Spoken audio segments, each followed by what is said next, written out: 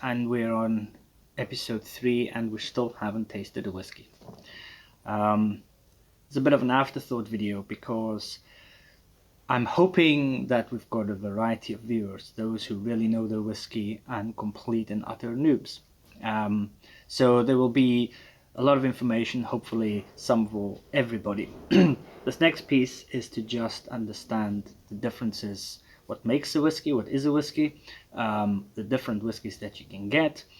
And I guess we'll start at the beginning. You get a single malt, you get a blend, then you get a single malt blend and a single grain. So single malt is the classic Macallan's and Auchentoshn's, Glenfiddich, all these. And basically what it means is that it is a whiskey which conforms to it being allowed to be a whiskey. That means it's been aged for 3 years and 1 day. The 1 day is for the compensate for leap years. Has to be above 40%. Has to be made in Scotland, and it has to be made from barley if it's a single malt and barley only. However, a lot of people get confused about this fact. It doesn't all come out one barrel. A single malt can be from multiple barrels from that same distillery. It just means it's made from that one distillery. And then the classic scenario is that you've got an age statement on it, let's say a 10-year-old. It would mean that the youngest whiskey that's used to blend that single malt is 10-year-old. So there could be 20-year-old in there, there could be anything in there, but the youngest one will be 10-year-old. Then you've got the obvious blends, the ones that make up 80% of the market. The Bells and JB and White Horse and you name it. Now these are, if they're Scotch, they are made in Scotland, but they're predominantly grain whiskies and usually around 30 to 40% single malt whiskies that go in there. So a lot of our single malt distilleries basically in the past just produced for blends.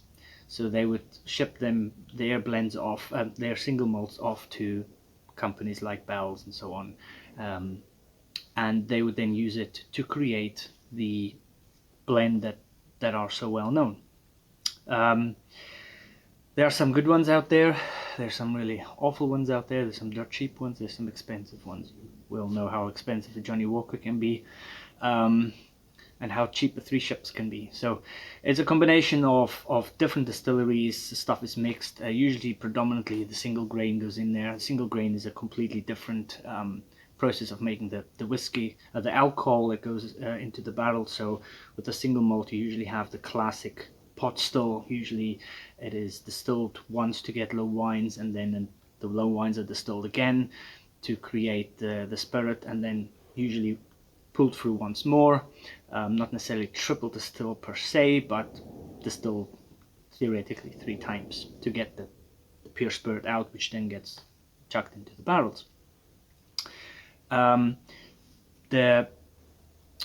The grains are distilled as a continuous still process, and they can make much more per day, per year, and it uses any grains that they can find sometimes. I mean, usually it's a concoction of grains. There's always a little bit of barley in there to help with certain processes within the germination and getting the right what do they call it, enzymes and stuff going. But essentially the grain whiskies are like a continuous process, what they call coffee stills or continuous stills. They're usually these long tall buildings, and it's just a 24/7 production of alcohol.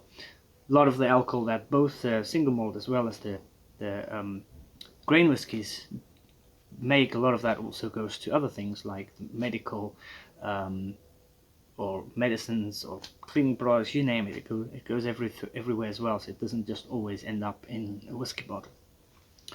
The single malt blend is obviously, as it says, it's like different single malts blended together. So that means products from malt distilleries, single malt distilleries, blended together to create a single malt blend.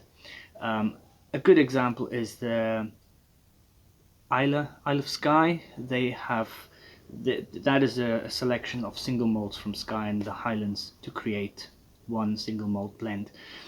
And then you've got the grain whiskies, which is really just grain, and they're very rare because traditionally nobody really likes them, and the majority of that production ends up going to the blend market anyway.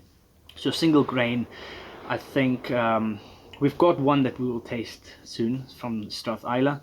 The single grain is made somewhere down here in Glasgow, and they're actually very nice, especially that one. Single grain cask strength can be very nice indeed. So those are the four main types of whiskey.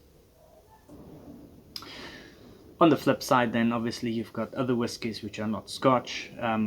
These would be the American and Canadian style bourbons and sour mashes and so on, which are usually kind of based on more on the grain distillation process and not always aged as long. But I don't know enough about the bourbons to comment too much. But those are really your kind of different styles of whiskey. You've got your let's talk about the Scotch. So from a Scotch point of view, you've got your blend, your blends, your single malt blends, your single malt, and your single grain. Obviously, you've got other countries also making single malts. Those are not Scotch, but they are single malts.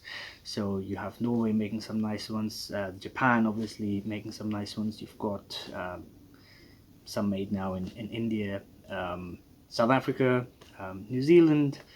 They're made everywhere now, but to be called a Scotch specifically, it has to be made in Scotland, has to be at least 40%, has to be at least aged 3 years and a day, and has to be aged in oak casks. As always, any questions, any comments, down below. Thank you very much.